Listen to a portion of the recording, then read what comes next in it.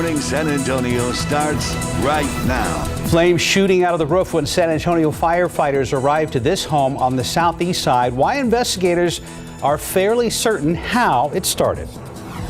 And do laws that require business owners to offer all customers goods and services infringe on freedom of speech? It's a question the Supreme Court is expected to answer today. We take a look at what could be the answer. Switching over, he's got it, and he's got it. Elliott. So good times during the Cowboys' rout of Indianapolis last night. We'll show you the best moments of the game coming up. And let's look out there with live cam. Can't see much. It's very foggy out there. I always get nervous when I can't see the skyline driving into work. You and me both. Good morning, everybody. Hope you had a great weekend. It is Monday, December 5th. And the weather has changed once again. We were cold and now it's kind of just, I don't know, like icky. It's very icky out there. Fog is a problem, especially if you live anywhere with a little bit of elevation to it. Mike Osterhage is here now with more on a very foggy start to our Monday. And you said the trend this week is going to be warmer. Very warm, yeah. And pretty much yesterday rolled into today. I mean, it was like this in the morning. It wasn't quite as foggy, but, the mist, drizzle, same temperatures and everything. So how was the marathon? I was drenched. Looked like a wet rat at the end of the race. I've seen the pictures. You did not look like a wet rat. Thank you. You look like Stephanie Cerna, who just finished to have a marathon. Whether you are running to work or in school this morning or driving, watch out for all the fog, the mist out there. This is 410, I believe. It's hard to see out there because we have visibility at a quarter mile or less around most all of the areas. 0 at Castroville, quarter mile at Hondo, 3/4 at Pleasanton, and dense fog advisory remains in effect up until noon. The past few we've had have been expiring about 9, 10 o'clock in the morning, but this is going to be stubborn. This is going to be sticking around for a long time. And we have temperatures that are in the mid to upper 50s, so we are well above normal right now. And yes, it is going to get somewhat warmer this afternoon than what it was yesterday because we only stayed in the 50s yesterday. Got a lot more humidity out there as well, and that's what's helping out with all of this fog. Mold is on the high side. I would suspect that's going to remain high when the updated count comes out later on this morning. And this morning, boy, keep an eye out. I mean, temperatures may fluctuate a couple of degrees here and there, and then 70 after school. Cloudy skies, warmer temperatures, warmer than yesterday, and it's going to get progressively warmer as we go into the middle part of the week. Yes, not as warm by the end of the week, but still, we're not looking at anything that's going to be screaming December as far as temperatures this week. Details coming up in just a couple of minutes. Steph, Mark. Thank you, Mike.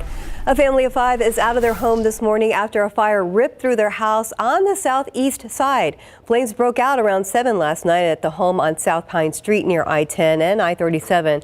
Now, when firefighters got there, the flames could be seen coming out of the roof. The fire is contained to the attic, and crews had to use a chainsaw to attack that fire. Fire officials say a transformer blew due to the fire affecting 2 other homes. All 5 people made it out safely, along with their 2 pets. A major case at the Supreme Court today. The justices will hear arguments over whether business owners can refuse to provide a service to same-sex couples based on their religious beliefs and free speech. ABC's Derek Dennis reports on what effect this ruling would have. This morning, whether it's baking a cake. If it's not something I will say, then it's not something I will write on a cake. Or designing a wedding website. I am a Christian, and as a Christian, I believe that marriage is between one man and one woman. The Supreme Court is set to decide whether a public service can be denied based on a person's constitutional right to free speech versus equal LGBTQ rights. It stems from a Colorado case brought by website designer Lori Smith, appealing to the Supreme Court not to be fined or otherwise punished under Colorado law for refusing to work on an LGBTQ-themed project, saying it would violate her religious beliefs. I'm never refusing a project based on who's requesting the work, but the message that I'm being asked to pour my time, talents into promoting and celebrating. Colorado's Attorney General Philip Weiser says otherwise. If you're open to the public, you need to accommodate everybody. That's a core of our civil rights law, and it has deep roots in American law. Lori Smith's 2019 lawsuit follows a similar case brought by Colorado baker Jack Phillips in 2012, who argued he should not be forced to make an LGBTQ-themed cake for a same-sex couple under his First Amendment right to express his own speech. He won the case on a technicality and a narrow ruling. Autumn Scardina, a transgender woman, is now suing Smith for violating her rights. As soon as I told him who I was, then it became, I won't sell it to you. Ultimately, the Supreme Court now gets to decide if one right overrides another. What's at stake is the right of every American to be able to speak messages that are consistent with their conscience and to not face government punishment for declining to speak a message that violates their core convictions. If the Supreme Court rules in favor of service providers, it could have a sweeping effect, essentially carving out a legal exemption for business owners to deny any kind of service based on their personal beliefs, giving them an overriding right to say no. Derek Dennis, ABC News, New York. In North Carolina, vandals wielding firearms is suspected of causing a major power outage that plunged about 45,000 customers into darkness amid freezing temperatures. Evidence of sabotage found at 2 key electrical substations following the massive blackout. The FBI has been called in to assist. A spokesman for the local public utility says 2 electrical substations were severely damaged in the attacks and much of the equipment will have to be replaced. That means it could be Thursday until power is completely restored. House Speaker Nancy Pelosi's husband, Paul, made his first public appearance last night following the attack at his home. Paul Pelosi is still recovering from injuries he got during the home invasion in San Francisco on October 28th. Pelosi wore a black hat to cover the bandages on his head. The Pelosi sat with Vice President Kamala Harris and Second Gentleman Douglas Emhoff at the 45th Kennedy Center Honors. President Biden acknowledged Paul Pelosi's presence, and the crowd responded with a loud applause. That is Pelosi on the far right in those last shots. Quarterback Deshaun Watson returned to the NFL Sunday after serving an 11-game suspension. His first game for the Cleveland Browns was against his old team at NRG Stadium in Houston. Watson returned to the field and was met by a mix of boos and cheers as he played what was his first regular season game in 2 years.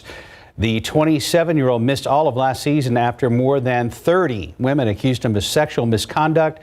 Attorneys for Watson and the Texans settled many of the lawsuits, and Watson paid a $5 million fine to the NFL. Watson has a 5-year, $230 million contract, which is the most guaranteed money in pro football history. Browns won their first game with Watson 27-14 over the Houston Texans.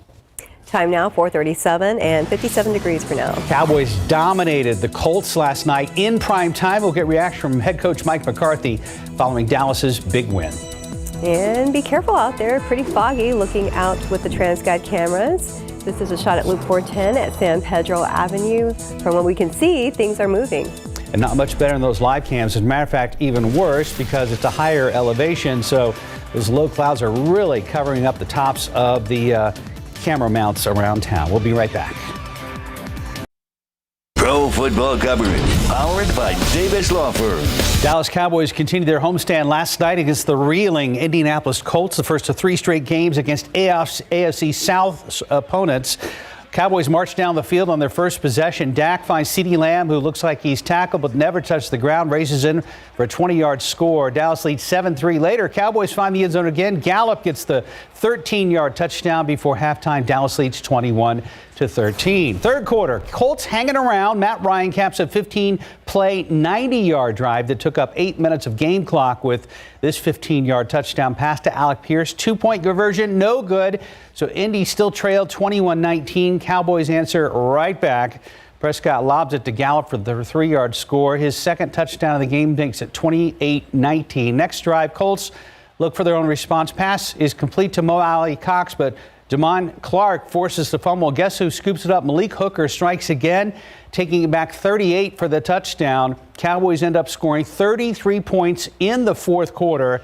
Dallas wins big, 54-19. Explosive. I mean, I think really, the defense set the tone, obviously with the takeaways in the run game and, the backs. Just, like anything, it starts up front. And I think our perimeter players just continue to make plays, throughout the game. We were able to break it open there in the fourth quarter. We are happy to announce that number 20 Texas from the Big 12 and number 12 Washington from the Pac-12 have accepted our invitation to play in the 2022 Valero Alamo Bowl. And there you have it, officially bowl season, and we've got a familiar team returning to San Antonio for this year's Valero Alamo Bowl. For the 7th time in the 9-year history of college football playoff, the Alamo Bowl will host a top 20 showdown at the Dome. Longhorns will make their 6th all-time appearance in the Alamo Bowl. They're 4-1 in their previous 5 matchups, including 2 wins in 2019 and again in 2020 over Utah and Colorado. Texas head coach Steve Sarkisian has history with the Huskies, was their head coach for 4 seasons from 2009 to 2013, and he's excited for his first bowl game leading the Longhorns. So number 12 Washington will host number 20 Texas Thursday, December 29th, 8 p.m. at the Alamo Dome in the 30th annual Valero Alamo Bowl. We're excited. They just, the last 2 have been in the state of Texas, and I know our kids wanted to get to a destination place, and that's big for them. And winning the first bowl game in the history of our school is a big deal for them. The 2-time defending Conference USA champion UTSA Roadrunners will take on the Sun Belt champs Troy in the Duluth Trading Cure Bowl. It'll be the only bowl game to feature 2 conference champs going head-to-head. This is a 3rd straight bowl appearance for the Roadrunners under head coach Jeff Traylor and the 4th overall for the program. However, UTSA is 0-3 all-time in bowl games. They'll have their work cut out for them against a Trojan team that features one of the nation's top defenses. Duluth Trading Cure Bowl between UTSA and Troy will go down Friday, December 16th, 2 p.m. Exploria Stadium in Orlando, Florida. Exploria is a soccer-specific stadium in downtown Orlando. Our Spurs taking on the Suns last night. Phoenix all over San Antonio, winning 133-95. San Antonio now 6-18 on the season. Looking ahead this week, Spurs welcome the Rockets at home Thursday, 7:30, AT&T Center. Team travels to Miami to face the Heat on Saturday. You got to be excited about your alma mater coming to play in the Alamo Bowl. I am. I was kind of hoping it would happen on New Year's Eve, but right. I mean, at least they're here in San Antonio. Yeah. And I'm hoping you're at least thinking about getting tickets. Wow, we work the next day. It's called a day off. Or call it in sick. We'll see. No. Yeah, everybody's going to know. Yeah, nobody will know. 444, 57 degrees. And the murders of 4 college students in Idaho remain unsolved this morning. Up next, we're going to hear from the surviving roommates who are talking about the incident for the first time. In this morning's GMA First Look, breaking their silence. They all lit up any room they walked into. For the first time since the Idaho murders, the 2 surviving roommates, Bethany and Dylan, who were inside the house, sharing a written message, read by a pastor.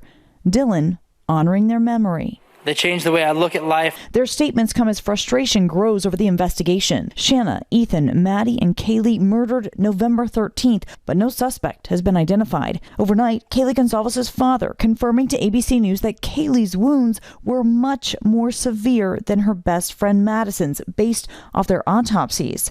Her death certificate has details on what happened, but at this time, they say it's not the right time.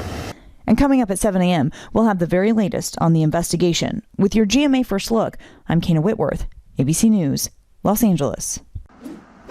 Let's take a look at the roads with TransGuide, looking over at Loop 410 at Marbuck Road. Hard to see with all that fog, but looks like things are moving. Also there at Highway 281 at Bitters. We've been tired of the chilly weather lately. You get a break this week. It's almost like moving to Florida without the palm trees and the beach. And without a lot of sunshine. But a lot of sunshine. It was cool enough over the weekend, and we're going to show a video a little bit later on, but hi to everybody in Bernie. Yeah, hi. I got to be the Grand Marshal of the Bernie Christmas Parade there, and oh my gosh. It couldn't have been. I mean, 1 million people were lining the streets. It was just great. And then as we came down the main street there into town, and it was like, Merry Christmas, Bedford Falls. It was just like, it's a I did say that. So yeah. So did they scream like Harry Styles showed up when they saw you, or? Of course. I don't know about that, but I mean, no, everybody. But oh gosh, everybody. Glad you had fun. It was just wonderful. Awesome. There. All the floats decorated and everything. So in the town decorated, just love that. We can't wait to see the video. Yes, my wife was the videographer. Oh, very nice. In our in our Bronco we were riding in. So here's a great picture. One thing nice about these gray skies, you get really good, not being a photographer, but really good, color saturation. And boy, that's a pretty picture up there at Land Park. So thank you very much for that one. This is not a very pretty picture. And boy, we got a lot of fog out there this morning. Dense fog advisory for all of the area up until noon. So this is going to be sticking around. Don't count on an easy drive, even if you're running errands later on this morning. Visibility quarter mile at the airport, 3rd Randolph, quarter mile Port SA, thicker out 90. All the fog, any direction you go, you're going to run into really, really thick fog. Most of the area has visibility less than a mile, and most spots are less than a quarter mile. That's the reason for the dense fog advisory.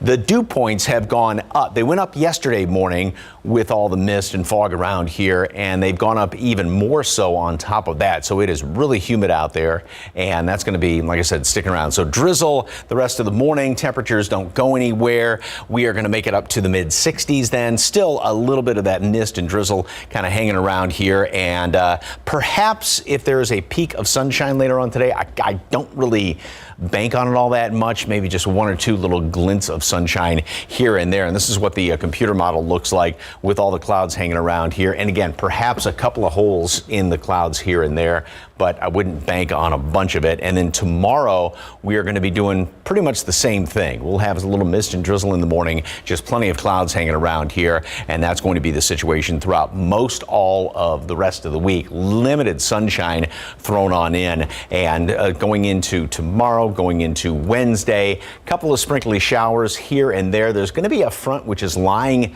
north of the area, so that may keep a couple of showers around here. There will be a few of them, but I mean, this is just one of those ho-hum forecasts where it's just going to be gray, it's going to be damp, it's going to be warm and humid. 66 at noon today, so we're already close to the normal high temperature. Then we are going to be on the warm side of things going into later on this afternoon, up to 70, and just again, plenty of clouds out there. We'll be hitting 80 by midweek, so that's 10 to 15 degrees above normal. Should be in the upper 60s right now for a normal high temperature. Not as warm going into this upcoming weekend, but we're still going to be 3, 4, 5 degrees above normal. Not a whole heck of a lot of sunshine in this forecast. Yeah. That's what I was hoping for, maybe next week. We'll have to wait and see. A little bit more maybe midweek, but yeah, just not a bunch of it. All right, thank you, Mike. 452, 57 degrees. And coming up next, actress Minnie Driver talks about her time on the set of Good Will Hunting as the movie celebrates a big anniversary. Welcome back. 5 till 5. Black Panther stays at the top of the box office and a big anniversary for a great film, Good Will Hunting. For our latest what's happening in Hollywood, here's ABC's Jason Nathanson. Black Panther 2, once again, queen of the box office. The sequel, Wakanda Forever, finishing first for a 4th weekend in a row, and it should hit $400 million at the North American box office this week. The only new film opening wide, the Christmas action movie Violent Night, debuted in second to a decent estimated $13.3 million. The real war is coming. Debuting today, the 3rd and final season of the HBO fantasy drama His Dark Materials, 2 new episodes each Monday. Recently, I got to break some news to Minnie Driver. This year's the 25th anniversary of Good Will Hunting. Christ, is it? It is. No, it can't be. I'm only 24. That anniversary actually today, and she tells me she loved being a part of making it. It is a classic film. It's a beautiful, and only those of us who made it know what a tiny chamber movie it was, and how it was never meant to be. It was never designed to be this gigantic movie, which speaks to its heart, which is beautiful and strong. Minnie Driver was nominated for an Oscar for her role in Good Will Hunting, and it won Robin Williams an acting Oscar and writing Oscars for Ben Affleck and Matt Damon. And happy birthday to Margaret Cho. The comedian and actress is 54 today, while Malcolm in the Middle star Frankie Muniz is 37. And that's what's happening in Hollywood. I'm Jason Nathanson, ABC News, Los Angeles. 456, 57 degrees. It's the final day of campaigning in the closely watched Senate runoff election in Georgia. We're going to take a look at why this race has smashed early voting records. A San Antonio man arrested after holding employees at gunpoint during robberies at Exxon and Family Dollar stores. We'll tell you why he was changing clothes when officers were finally able to arrest him. Let's look out at the roads with TransGuide, looking over at Loop 1604 at Military Drive, and then I-10 at De Zavala. Really foggy out there. We're going to be checking in with our Stephen Cavazos after the break. Live from KSAT 12. Good Morning San Antonio starts right now. We are one day away from final ballots being cast in Georgia's Senate runoff race, and both parties called up heavy hitters to rally voters back to the polls. I'm ABC's Justin Finch with a look at the stakes in this record-breaking race. Outside with live cam, we all know not to use our high beam headlights on foggy mornings like this, but it's so murky out there, you're going to try at least once to use those high beams. Good morning, everybody. It is Monday, December 5th. Thanks for joining us. Yeah, super foggy out there. I think I took it extra slow just to barely see what's in front of you when you're driving. Most comfortable I got on the interstate this morning, Mike, was about 65 miles per hour. Yeah, and that, not only the reduced visibility, but also the mist and drizzle out there. And so the roads are wet. You are going to want to allow yourself plenty of extra time this morning as you head on out. And as far as right now, temperatures around the area, visibility around the area, beg your pardon. We've got just a quarter mile out there at the airport. Same thing, Port SA, Randolph, still 0 at Castro. Most everybody is at a quarter mile or less, which is why we have the dense fog advisory in effect. More on that in a second. 0 visibility at Rock Springs. And boy, this is some of the thickest fog we've seen. I harken back to Thanksgiving Day when it was really thick and very widespread. But this looks like, just looking at these numbers, it is even thicker than what it was then. So all of the area is under the dense fog advisory, and this is going to be, like I said, sticking around up until noon. So we'll still have some of that fog and mist and drizzle out there. Chilly, not bone chilling, but that damp chill with all the moisture in the atmosphere. It is going to be warmer later on today. Going to keep a lot of clouds around. We will make it up to 70.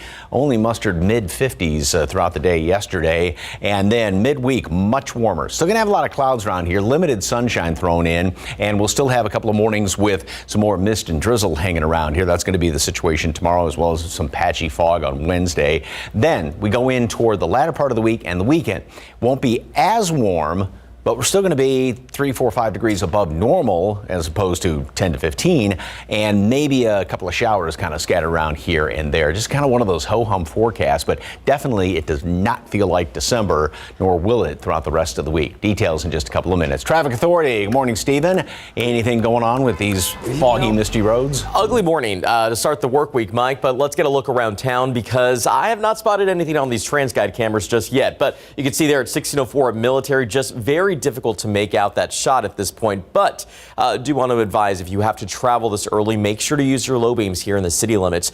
Traffic is getting a little bit busier for this time at 35 and even at Olympia Parkway, where we do see a little bit more activity out there, but we take you to the map and no incidents again to report at this point, but we'll be keeping a close eye on things throughout the morning as we get this new work week rolling.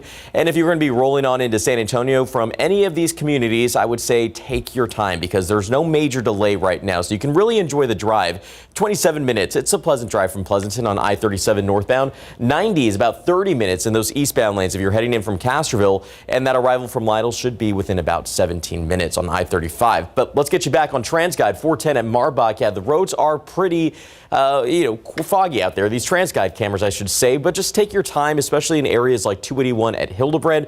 We'll watch things closely. Also have an update from TxDOT on a few road closures. We'll get to that a little bit later on. Mark, Steph. Thank you, Stephen. Happening today, the trial of a former Border Patrol agent accused of killing 4 sex workers in Webb County over in the Laredo area continues here this morning. This after the jury heard the former agent's confession to investigators on Friday. Our Sarah Costa joins us in the studio with what Juan David Ortiz said his motive was behind the killings. Good morning, Sarah. Yeah, chilling confession on Friday. Good morning, Mark and Steph. And that courtroom heard that confession Ortiz made to investigators after a 7-hour interrogation where he said, quote, he wanted to clean up the streets of Laredo. So after 2 days of interrogation video of ex-Border Patrol supervisor being shown to the jury, that confession and motive were finally heard on Friday. Ortiz is on trial for capital murder and the deaths of 4 women in Webb County in 2018. The first several hours of the interrogation video shows Ortiz denying or knowing any of the victims, but then he asked them to take his handcuffs off. After Webb County Sheriff's Office does so, Ortiz began to confess. Testimony will resume at 8:30 this morning. KSAT 12 will be streaming the entire proceedings gavel to gavel on KSAT.com, KSAT Plus, and our YouTube channel. Now, if he is convicted of capital murder, Ortiz faces life in prison without parole because prosecutors are not seeking the death penalty. Mark? Sarah, thank you. A man is facing aggravated robbery charges in connection with multiple robberies where employees were threatened at gunpoint. 27-year-old Nathaniel Diaz is now under arrest. Court records say both robberies happened on the same day within 6 hours of each other. One at the Exxon gas station on I-35 North, the other at a Family Dollar store on Eisenhower. Both incident reports say Diaz pointed a gun and demanded money. Diaz was caught on security video at the Family Dollar, which helped lead to his arrest. Diaz was changing clothes when SAPD officers arrived and took him into custody. While in custody, he also confessed to a third robbery. As the ongoing violence from the war in Ukraine continues, there's still a need for people to support refugees. One local man decided to step up and sponsor a family of 4 to immigrate to the U.S. from Europe. When Stephen Delwo agreed to sponsor the family, he was approved by the Department of Homeland Security almost immediately. He has spent weeks helping them do things like apply for Social Security, benefits, and other resources. His hope now is to get them reliable transportation. I'm hoping that somebody out there will, maybe one of the big car dealers will donate a car. If you are interested in learning more about the sponsorship process, we have a lot more information that can help you get started at KSAT.com. Now to the Georgia Senate runoff. After record-breaking early voting turnout in the Peach State, voters will cast their final ballots tomorrow. As ABC's Justin Finch reports, it's an election that will decide which party holds the nation's last open Senate seat. Georgia Senate hopefuls are wrapping up closing arguments, trying to rally voters back to the polls again. It's time to have our voices heard and our vote counted. I know you might be tired, but can you imagine how tired you're going to be if Herschel Walker is your senator for the next 6 years? After neither met the 50% threshold for a November midterm win, Republican challenger Herschel Walker and incumbent Raphael Warnock are vying once more to be Georgia's next senator. And both parties have brought out big name support. Mr. Walker has been talking about issues that are of great importance to the people of Georgia. Like whether it's better to be a vampire or a werewolf. He didn't come to talk about hope and change.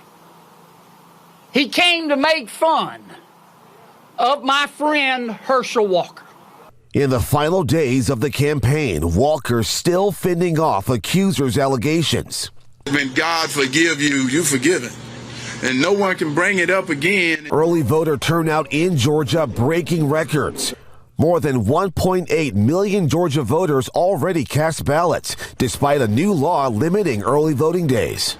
And though Democrats have secured control of the upper chamber, a Georgia win would tighten their grip. But a Republican win could stall the president's agenda, possibly giving the GOP an edge in 2024. Justin Finch, ABC News, Washington. Back here at home, there are a lot of runners who may be moving a little slower this morning after participating in the Rock and Roll full and half marathons this weekend. This year's race started at City Hall and headed north towards Broadway and Brackenridge Park. Fastest time to complete the full marathon for men, 2 hours 26 minutes. For women, 2 hours 56 minutes. To see top results for both the full and the half, head over to KSAT.com. How are you feeling one day after running the half marathon? Feeling good. Feeling good. I liked the course this year. It was a little different. And even though it was rainy, it was a lot of fun. I'm glad you did it. Thank you. Thanks for finishing. 5:08, 57 degrees. And still ahead, how Taylor Swift fans are taking on Ticketmaster over that pre-sale disaster last month. Support for the Uvalde community has come in different forms. This time it came in the form of a tour. How and why this group of visitors pay their respects to the 21 lives taken. And a quick look out there with live cam. Very foggy this morning. I couldn't even see the skyline driving into work here downtown. Be careful on the roadways. We're at 57 degrees. A group called Witness at the Border made a pit stop in Uvalde this past weekend to pay respects to the 21 lives taken. The group is traveling along the U.S.-Mexico border to shed light on what is happening there. But for organizer Carla Barber, she knew it was important to make a stop in Uvalde. They went to Robb Elementary, walked to each of the hand-painted murals, and paid their respects at the downtown plaza with the cross memorials. The group is traveling along the U.S.-Mexico border to shed light on what's happening there. For those children and those teachers, their breath was taken away. But The witness at the border group started their journey in Brownsville Saturday and plan to end up at the U.S.-Mexico border in California over the next few weeks. Time right now, 5:13, 58 degrees. And TikTok just got a little better why Dolly Parton has decided to join the social media platform. Plus how newer iPhones can allow you to measure someone's height instantly. Wow. It looks like out there with trans guys. Still foggy out there, looking over at I-35 at Brooklyn and I-35 at Olympia, but things are moving at 5:13 this morning.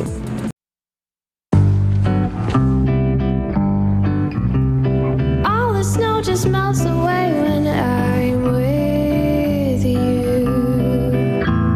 Oh, baby, baby, will you please give me a clue? 'Cause today is the day This holiday, shop sparkling gift sets from Pandora Jewelry at a special price. Pain hits fast, so get relief fast. Only Tylenol Rapid Release Gels have laser drilled holes. They release medicine fast for fast pain relief. And now, get relief without a pill with Tylenol Dissolve Packs. Relief without the water. Dare to love. Beautiful Magnolia. From Estee Lauder. Give the gift they'll open first. At Macy's, the fragrance destination. Well, we saw this one coming. Taylor Swift fans taking Ticketmaster to court over last month's ticket fiasco. ABC's Rhiannon Alley has details in today's Tech Bites. In today's Tech Bites, Taylor Swift fans are suing after failing to score concert tickets in the pre-sale debacle. They accuse Ticketmaster and parent company Live Nation of price fixing and antitrust violations. The fans claim most of the tickets were sold to scalpers so the company could collect extra fees on resale. Dolly Parton has made her debut on TikTok. Parton's first post featuring a dizzying and wonderful collage of the many sides and many decades of Dolly. She joins TikTok as she prepares for her New Year's Eve special, ringing in 2023 with her goddaughter Miley Cyrus live from Miami.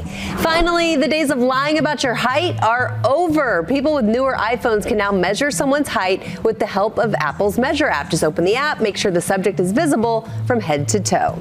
Those are your Tech Bites. Have a great day. Right? What about heels? Can they tell? Can the app tell if you're wearing heels? I haven't worn heels in years, so I don't know. I really don't know. Probably just goes from the ground up. So you can still cheat. Well, that's not cheating, but platforms or somebody will see that you got heels on. That's right. We'll have to test it out. Yeah, maybe in a good angle you can't tell. You're definitely the tallest. We can say that safely. Well, this is also, it's weird because this desk is kind of at a weird angle, so I'm actually a little closer to the camera. If we stand back like this, I mean, I'm still, but that's a little more realistic. Right, exactly. Hey, can I mention this power outage real quick? Sure. Can I mention this power outage real quick? Sure. Okay, cool. About 3,800 people are without power right now in the Leon Valley area, right along 410, kind of between Bandera and Culebra. So it's a fairly small area, but again, about 3,800 customers without power. We'll keep an eye on it for you. All right. Next up. All right, got to find my mic. Maybe a director just told me it fell off here somewhere. But, let's get to traffic. We can see that the roads are moving there along 35 at Brooklyn. Thankfully, we are not seeing any major delays, and I'm using Mark's mic. There it is. Mark's mic. There it is. Mark's mic. That is a tongue twister. Thank you, Mark. You're welcome. We appreciate that. All right, there you go. Takes two people, but we are making it work here on GMSA. Let's get a look at the roadways. All right, 37 at Fair Avenue. You're not really seeing a lot out there, but you are catching a lot of that fog that we have been talking about throughout the morning. 410 at State Highway 151, more of a busier commute there. But as we take you to the map, there's really not a lot to show you at this point. 519, that's what we can expect at this time. Nothing too major to report, but be careful with that fog and watch out for crews that are going to be working on a few projects here. And typically we see that work take place a little bit later in the day. And this is actually going to start, at 9 in the morning. So State Highway 16, Bandera Road, utility work. Now, that did begin on Monday, December 5th. That's today. Should wrap on Friday, December 9th, 9 in the morning to 3 in the afternoon. Alternating lane closures in both directions from Loop 1604 to Diamond K Trail. So just watch out there. 1604 there, I mean, just really catching a lot of the fog, getting more of the fog than actually the roadways, Mike.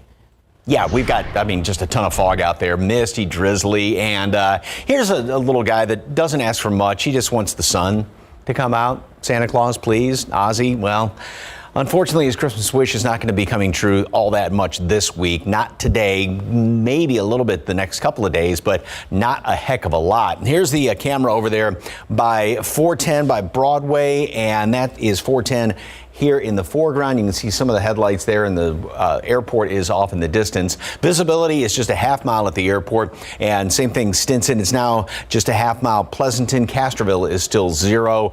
We are going to remain like this. I mean, look at that. Most everybody is less than a mile in our entire viewing area. Laredo at 1 Mile Junction, which is beyond the area, at 10, and most of the spots are less than a quarter of a mile, which is what is prompting the dense fog advisory up until noon. So it is definitely going to be sticking around for a long time. Drizzle, mist out there, damp roads, steady temperatures all morning long. What you step out into right now is what we're going to be seeing for the next couple of hours. Then we get up to 66 at noon, and we're looking at getting to 70 degrees today. So we have a very mild start. We are almost 10 degrees above normal right now, and then we're going to end up 3 degrees above normal later on today. Still plenty of clouds out there, which is what computer models are indicating. Maybe a little squeeze of sunshine here and there, but I wouldn't count on a lot of it. Tomorrow, same situation. We will have mist and drizzle in the morning, and then perhaps some sunshine in the afternoon. Not really confident about seeing a whole bunch of sunshine throughout the next couple of days. And as far as the humidity, look at these numbers. Dew points stay in the low 60s, low to mid 60s, minor variations here and there. So what this means is a lot of moisture, obviously, in the atmosphere. Low temperatures are going to be staying. You can't drop below these numbers, so we're going to be staying well up into the 60s for low temperatures. Those will be closer to the normal high than the normal low, and that'll be the situation throughout the rest of the week. So basically, low temperatures are going to be about 10 degrees about 20 degrees above normal. Beg your pardon. We peak on Wednesday. Normal high is 67. We make it up to 80 and then finally drop down a little bit, but we're still going to be well above normal even going into the weekend. And again, these low temperatures are going to be 20 degrees above normal or more so than that throughout the rest of the week and going into the weekend. So plenty of humidity. Nothing is going to feel like December around here really at all. Even way down the road, not seeing anything just jumps off all of the computer models as far as nice cold winter weather. 66 degrees today at noon. Cloudy, still some leftover fog and mist. The dense fog advisory is in effect up until noon, and then high temperature today makes it up to 70. Still plenty of clouds hanging around here. Tomorrow, mist, drizzle in the morning, a little bit of it, some fog. Same thing on Wednesday. Limited sunshine the next couple of days, some here and there, and then 80 on Wednesday. Low 70s by the weekend. A couple of showers here and there. Primarily, it looks like Friday as well as some more on Sunday. Not a lot, but just a yuck forecast. Kind of is. Just all over the place. But I guess if people wanted a break from the cold, this is the time to enjoy it. Okay. I'm not one of them. So. I know. When is the parade video of you? Oh, yes. I think we're Grand coming up Marshal. at 6 o'clock. 6 o'clock 6 hour? o'clock, okay. Got it. All right. 5:23, 58 degrees. And coming up next, some new films look at how Broadway recovered from the COVID-19 shutdown. Here are your lottery numbers. Pick 3, 814, Fireball 2, Daily 4, 8789, Fireball 4. Cash 5, 12, 22, 25, 35. Lotto Texas, 13, 15, 22, 32, 44, 45. And your Powerball numbers, 6, 13, 33, 36, 37, Powerball 7, Power Play 4. Good luck.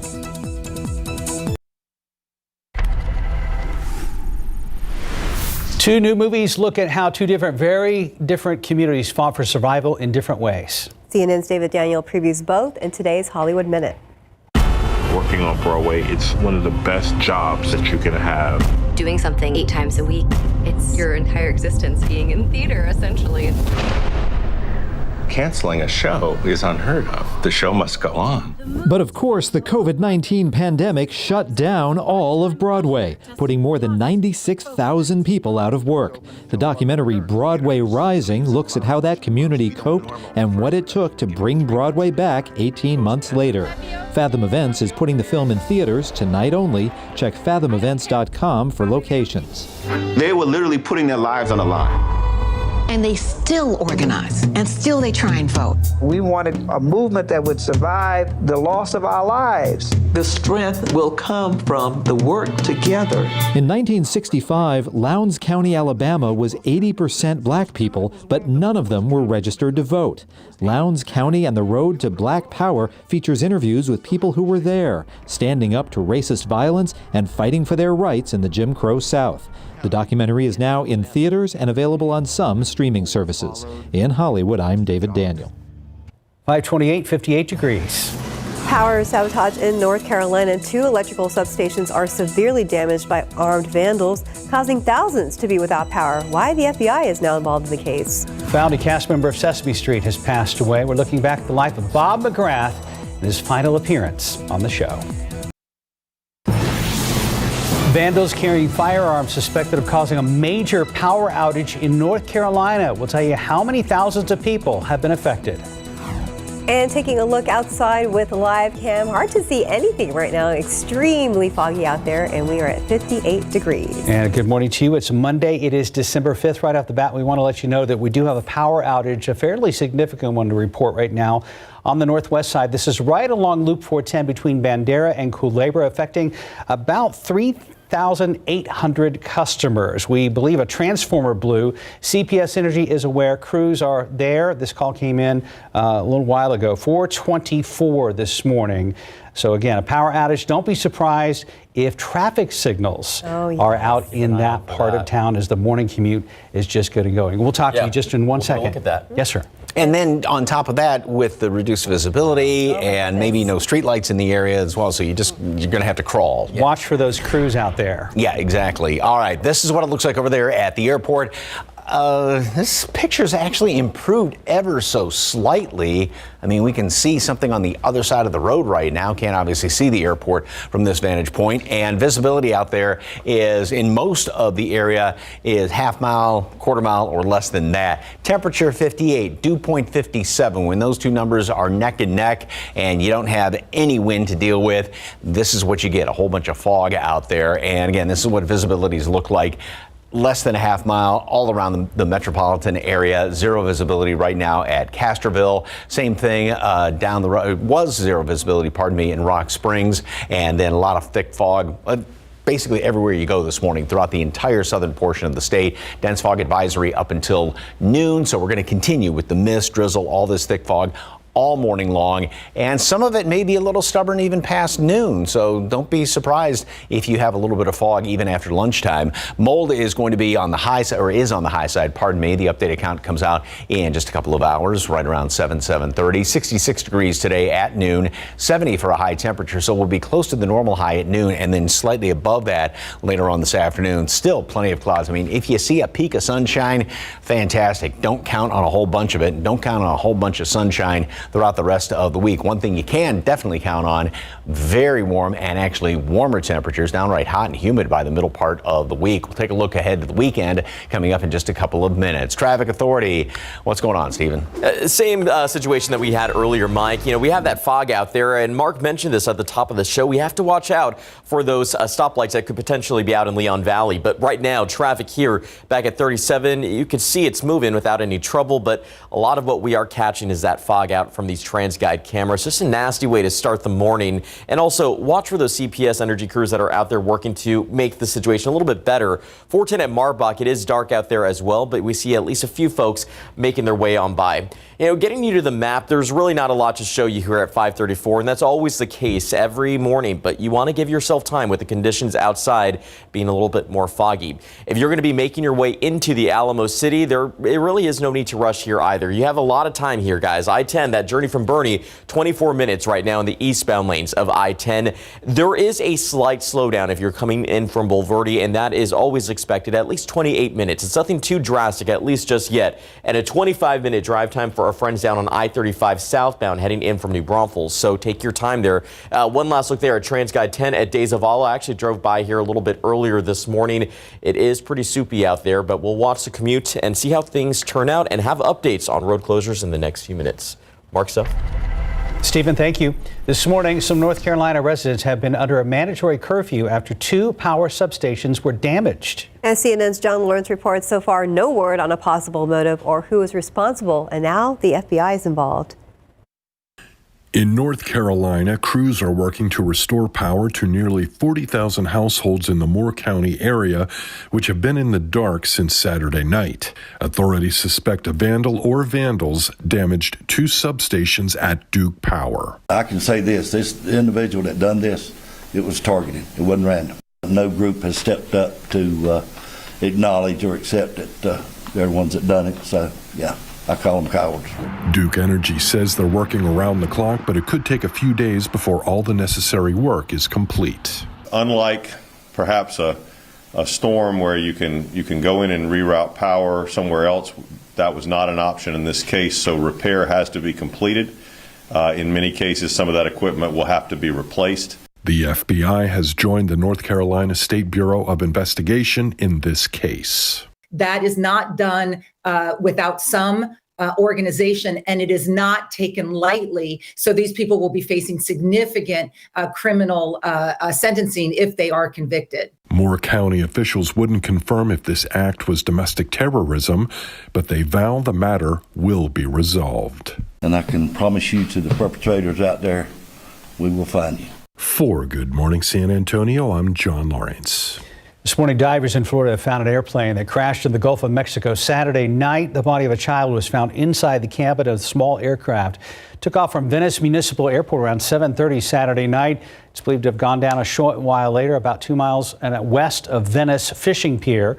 Recreational divers discovered a body in the water that may be connected to the downed plane. The FAA and the National Transportation Safety Board are expected to investigate the crash.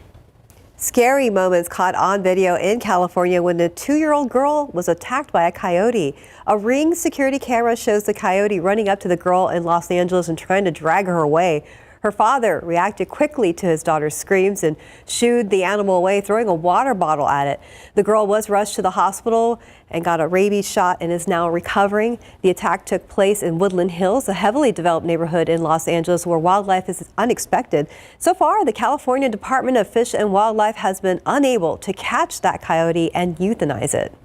President Joe Biden welcomed some of Hollywood's top stars to the White House to celebrate the 45th annual Kennedy Center Honors last night. Besides Kennedy Center honorees like George Clooney and the Empress of Seoul, Gladys Knight, there were other A-listers there, and that included Borat star Sacha Baron Cohen, actors Sean Penn and Matt Damon, among other luminaries. Other honorees for our 2022 are Christian pop star Amy Grant and Irish rock group U2.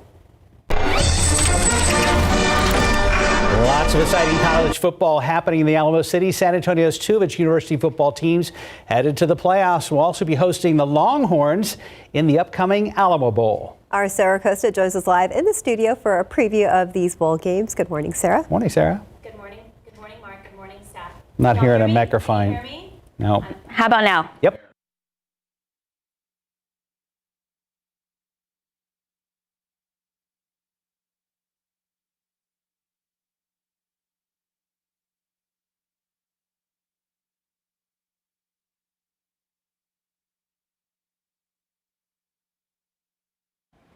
Okay, can you hear me? Yes, touchdown. All right. Okay, so it's not just UIW, but I'm sorry, not just UTSA, but UIW also making those waves with its college football team.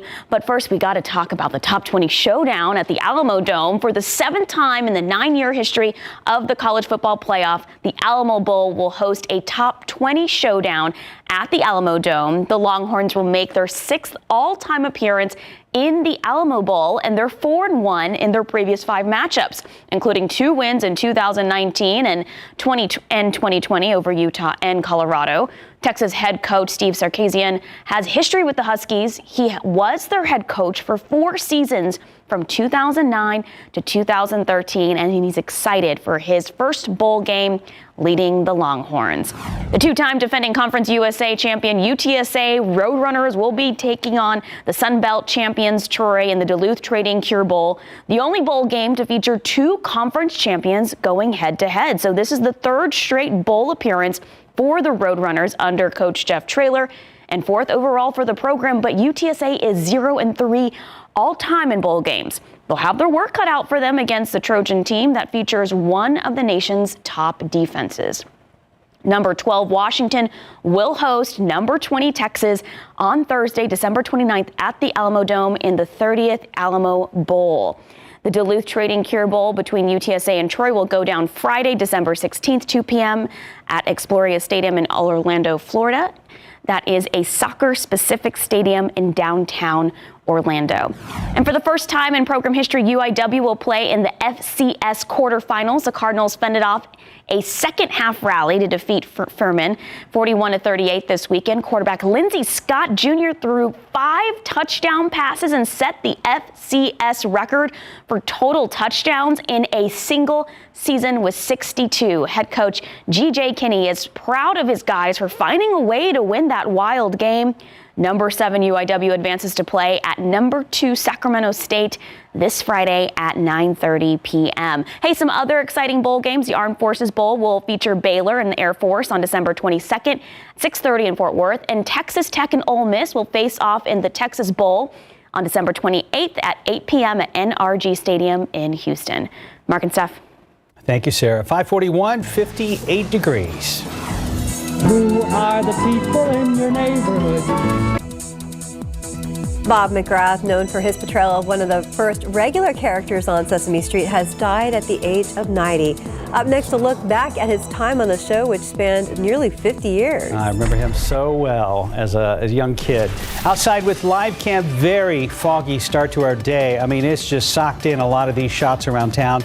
You're going to want to slow down and take extra time again this morning.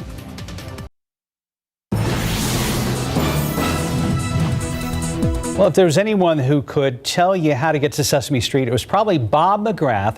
He's one of the original cast members of Sesame Street and has passed away at the age of 90. ABC's Will Gans has more on one of the giants in the world of children's television.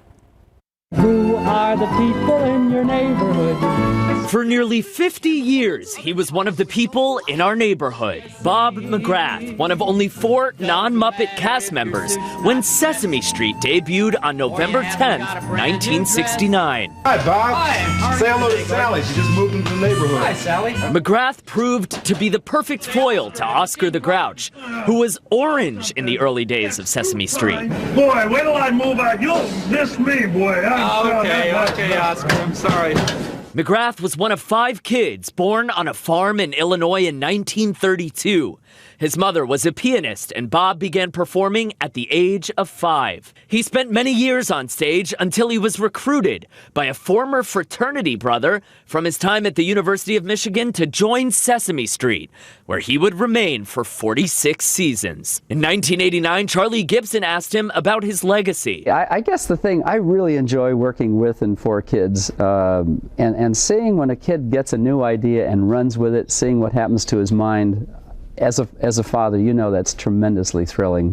When asked about his favorite scenes that he ever filmed for Sesame Street, McGrath said this one, which took place following the death of Mr. Hooper on the show. You're right, Big Bird. It'll never be the same around here without him. But you know something? We can all be very happy that we had a chance to be with him and to know him. And to love him a lot when he was here.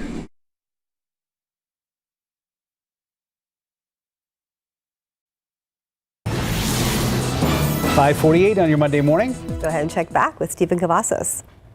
Good morning, guys. Well, right now we are at 5:48. Not spotting any major issues. Hi. Hello, hi. My friends over there. There you go. Hey, guys, good morning. There we go. This is what we really want to show you. 90 at 410. Check out these TransGuide cameras. Not looking too great out there, but the commute is actually not too bad. So we see that the conditions obviously a little foggy, tricky to navigate, but give yourself plenty of time and make sure that you watch out if you're driving through Leon Valley. Checking on the stoplights there. Haven't seen anything posted about any shortages in terms of those stoplights, but nonetheless, we know that there is that outage. So just watch out again for the crews that were working. But everywhere else, as I mentioned, has been a pretty quiet start to the morning. For a Monday morning on the roadways, it's a perfect time to take advantage of them. Let's get you to some information here about overlay work on I-10 over on the east side of Bexar County. This has actually been current, and we talk about it every now and then here on GMSA, but we'll see a portion of it wrap up this Wednesday, or next Wednesday, December 14th. That begins at 9 in the morning, should wrap at 4 in the afternoon. Keep in mind, there will be a closure on the I-10 westbound frontage road. It'll be alternating, and it'll be right there at Ackerman Road, but just make sure to plan your commute ahead of time. I just updated the list of closures on our website, ksat.com/traffic. You can head over there for more information, but it doesn't appear that traffic right now is moving too bad, but the TransGuide cameras, as I mentioned earlier, are picking up more of the fog and a busier commute there at US 90. All right, I'm picking up 2 outages now in Leon Valley area along 410, but it's down to 2,600 customers affected, so down just a little bit. From 3,000 earlier. 3,000, almost at 3,800 earlier. Yeah, not too bad, I guess. And as we were talking about, if the power's out there, not only traffic signals, but street lights. And with all this murkiness out there, it may be hard to kind of see, so you're just going to have to almost feel your way on the roads. Here is a very cute picture, and as you can see, all dressed up for Santa Claus. Jolene. Nice little tribute to Dolly Parton right there. Thank you very much. I love that pig. Like the white muzzle there. Fits in good. Kind of looks like Santa's beard. All right, here is the pictures out there. Again, this is we're going to stay on this shot there, see how this improves or doesn't improve. We can see the cars on 410, but the airport is somewhere in the background. Half-mile visibility, same thing going up I-10 in toward Kerrville, and then very thick fog out west on 90 toward Castroville, quarter-mile Hondo. You've valley plenty of thick fog everywhere you go. Very, very thick fog all around the entire area this morning, and that's what, of course, is prompting the dense fog advisory. This is not going to go anywhere. It's in effect up until noon. So we'll continue with mist and drizzle and steady temperatures all the way through the rest of the morning. Then we're going to start to get up into the low to mid 60s by late morning, noon, 66 degrees. And then later on this afternoon, 70 for a high temperature. Still plenty of clouds. I mean, there are some computer models that want to squeeze through, have a little bit of sunshine squeeze on through here, but I'm just thinking mostly cloudy skies, or cloudy skies, I should say, today. And here's what the satellite picture looks like. The low clouds don't show up all that well on the satellite imagery, but they are definitely out there. And dew point temperatures are going to remain up in the 60s all the way through the rest of the week. Minor fluctuations here and there. So what this means is not only a bunch of humidity, and it's going to keep low temperatures very, very warm, because you can't drop below these numbers. So low temperatures are going to be staying well in the 60s all the way through the rest of the week going into the weekend. And even high temperatures are going to be well above normal. We're going to be peaking on Wednesday, getting up to 80 degrees. 10 to 15 degrees above normal, and then, yes, temperatures drop somewhat, but still above normal readings going into the weekend. And then low temperatures all across the board remain very, very warm, averaging 15 to 20 degrees or even more than that above the normal, which is in the mid 40s right now. 70 degrees today, 60 degrees, 66 at noon, getting ahead of myself here, and then 70 for a high temperature. We still have a lot of fog hanging around here through the rest of the morning, and the dense fog advisory up until noon. And then it gets even warmer tomorrow, gets even warmer on Wednesday. We're going to be up to 80, limited sunshine the next couple of days, and then we will be in the low 70s by the weekend. But again, yes, a nice cool down. Well, if you want to call it that, we're still going to be about 3, 4, 5 degrees above normal, even going into the weekend, and a couple of more showers around here Friday as well as on Sunday. It'd be nice to see some sunshine. Yes. It would. I know it'll be a rare commodity this week, but still. A little bit thrown in here and there, but again, not a heck of a lot, so just kind of grin and bear it, I guess. Okay. All right. Thanks, sunshine. Right now, 5:53, 58 degrees. Look here, winning a lot of numbers. Pick 3, 814, Fireball 2, Daily 4, 8789, Fireball 4. Your Cash 5 numbers 5, 12, 22, 25, 35. Lotto Texas 13, 15, 22, 32, 44, 45. Here are your Powerball numbers. That jackpot's up to 89 million. Meg is up to 354. But Powerball numbers 6, 13, 33, 36, 37, Powerball 7, Power Play 4. Good luck. Good morning. Coming up here on GMA, we're live in North Carolina with the latest after authorities declared a state of emergency after they say someone shot up 2 electric substations, leaving about 45,000 customers in the dark. And then all eyes are on the Supreme Court this morning as they hear arguments in a case pitting same-sex marriage against religious freedom. And 2 of the stars of the U.S. men's soccer team are live in Times Square following their incredible performances at the World Cup. You're going to see all that and so much more coming up right here on GMA. Looking ahead, the holidays are all about giving, and you've got a chance to do just that during the Salvation Army annual Parade of Kettles from now until midnight Christmas Eve. KSAT will be competing to raise the most money to help families in the Bexar County area all year long. Scan this QR code, and it will take you to our donation page. Want to let you know that power outage in Leon Valley has now been resolved. Right now it's 3 till ahead in our next hour of GMSA. A big case at the Supreme Court today involving LGBTQ rights. We'll tell you what's at stake. And TransGuide right now. Live look at 410 and San Pedro. Heavy fog throughout the metro area. We'll get through the morning together right here on GMSA.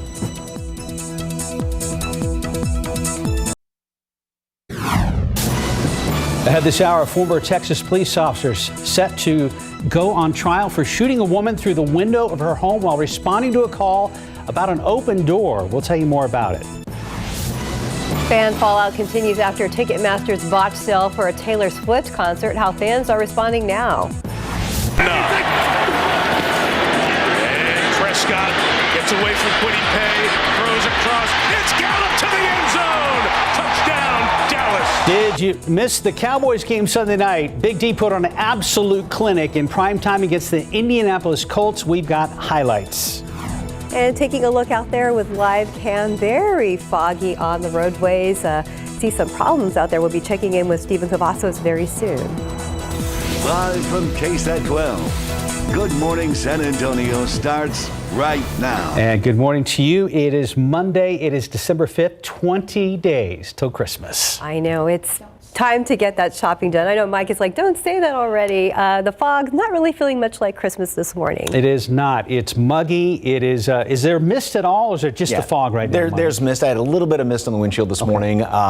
Damp roads. It's been damp ever since yesterday, and it's going to stay this way throughout most of the day. And the thing is with this fog, a lot of times dense fog advisories go up until, say, 9, 10 o'clock. This one goes till noon. Okay, so that kind of tells the story, doesn't it? What you see is what you get. Yeah, this is not going anywhere today, and this is what it looks like out there at the airport. This view really hasn't changed all that much. It has not gotten any better. Half-mile visibility out there at the airport. Still 0 Castroville, third of a mile Randolph, half-mile Stinson, and Pleasanton, which was down to 0 just about an hour ago, is now up to a quarter mile. But most everybody is half-mile or less around the area, and there is thick fog everywhere you go. Some of the thickest we've seen. It was really thick on Thanksgiving, but this is even thicker, and obviously it's going to be sticking around longer. And again, the dense fog advisory covering all of the southern portion of the state, far and wide, up until noon. Mold is on the high side.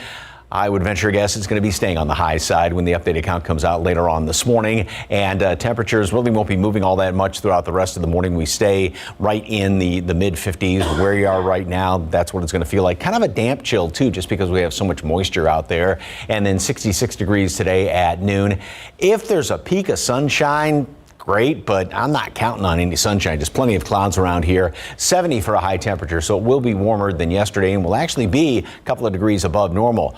Get used to that phrase because it's going to be warm or downright hot going into the middle part of the week. How about the weekend? Details in just a couple of minutes. Traffic Authority, Stephen, any big problems with all the fog? Yes, we do have a problem here, Mike. 35 at Rush Lane. Let's get a closer look at TransGuide. In fact, we'll let the camera just tell the story there. We do have flashing lights out there. You can't really make them out from this particular shot, but we are seeing some activity out there. This is actually in the southbound lanes of I-35, so you know this is going to cause a lot of trouble for drivers, particularly those that are heading down from New Braunfels into the Alamo City perhaps. So this is just outside New Braunfels, again, I-35 in those southbound lanes right near Rush Lane. You can see traffic right now. It almost appears is down to one lane. I'll get our friends at TransGuide on the phone, find out exactly what the conditions look like, but let's show you the map because the conditions unfortunately are not looking too great there. You can see that slowdown just continuing to stretch there, and it's just not a good area to have a problem, especially at this hour as more folks are getting the commute rolling.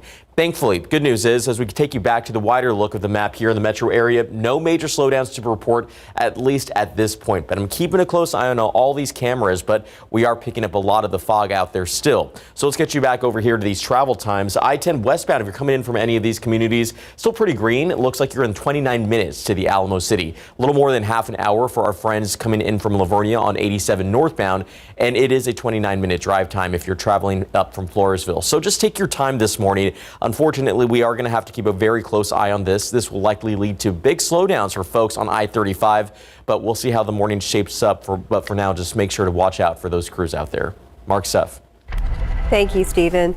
Right now, we are keeping an eye on power outages in the area. There were a little over 3,000 people without power earlier this morning, but right now, according to the CPS outage map, looks like we have 0 customers without power at this point. It is resolved. It was right there in Leon Valley along Loop 410 a little bit earlier. Well, in just a matter of hours, the trial of a former Border Patrol agent accused of killing 4 sex workers in Webb County in the Laredo area will continue. The confession of Juan David Ortiz was played for jurors on Friday. He said he wanted to clean up the streets of Laredo. If convicted of capital murder, he faces life in prison without parole because prosecutors are not seeking the death penalty. Testimony resumes this morning at 8:30. KSAT will be streaming those proceedings live. Also happening today, the trial of a former police officer will begin following years of delays. It happened when former Fort Worth officer Aaron Dean was responding to a call about an open front door at a home. We're told that 28-year-old Tatiana Jefferson pulled out a gun after hearing suspicious noises behind her home. Body camera footage showed Dean did not identify himself as a police officer. He quit and was charged with murder. The case has been repeatedly postponed amid issues with lawyers and the pandemic. A major case at the Supreme Court today involving LGBTQ rights. The justices will hear arguments on whether business owners can refuse to provide a service to same-sex couples based on their religious beliefs or free speech. ABC's Derek Dennis reports. The Supreme Court is set to decide whether a public service can be denied based on a person's constitutional right to free speech versus equal LGBTQ rights. It stems from a Colorado case brought by website designer Lori Smith, appealing to the Supreme Court not to be fined or otherwise punished under Colorado law for refusing to work on an LGBTQ-themed project, saying it would violate her religious beliefs. I'm never refusing a project based on who's requesting the work, but the message that I'm being asked to pour my time, talents into promoting and celebrating.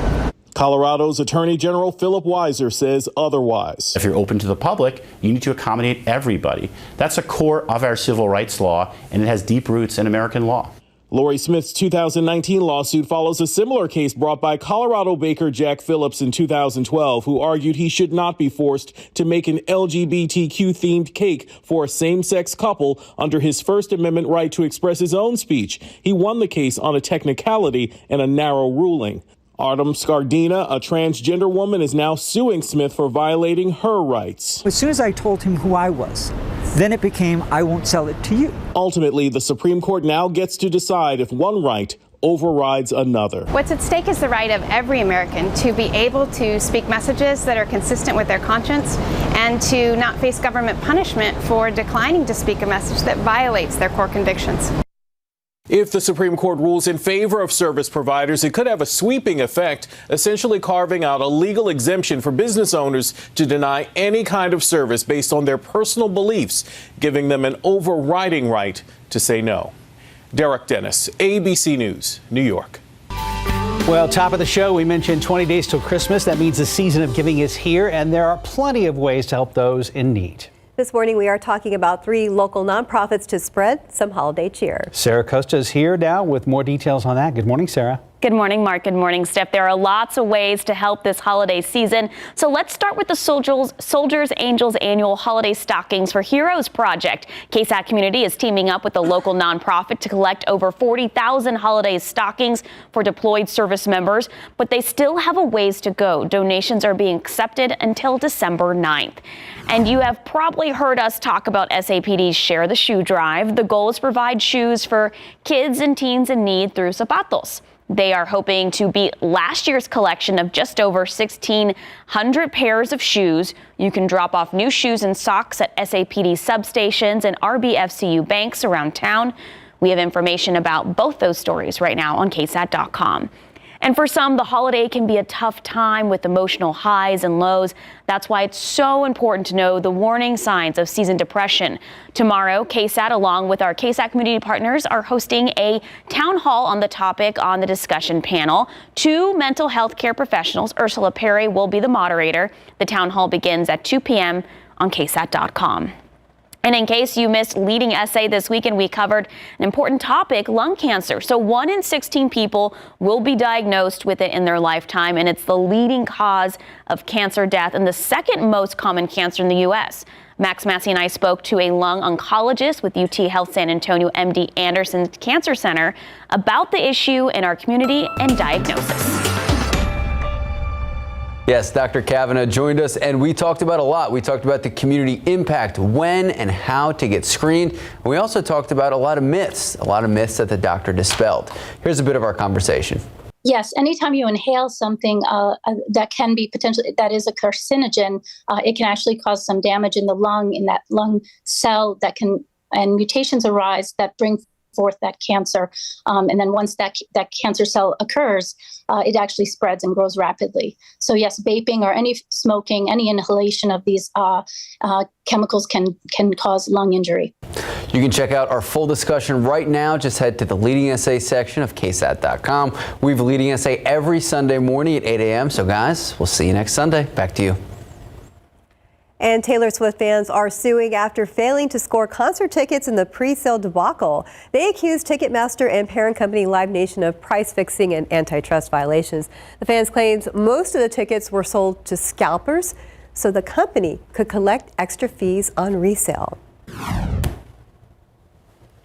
And Dolly Parton has made her debut on TikTok.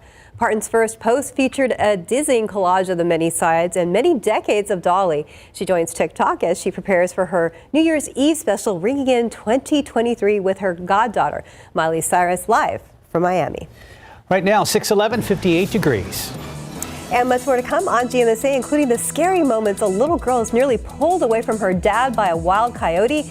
The incident all caught on camera. Everybody's talking about that video. Runners, joggers, and walkers from across the country packed downtown San Antonio for the Rock and Roll Marathon. Just ahead, we'll share the top times and hear from Stephanie, who hit the pavement with the crowds. It was a large crowd, very, very fun.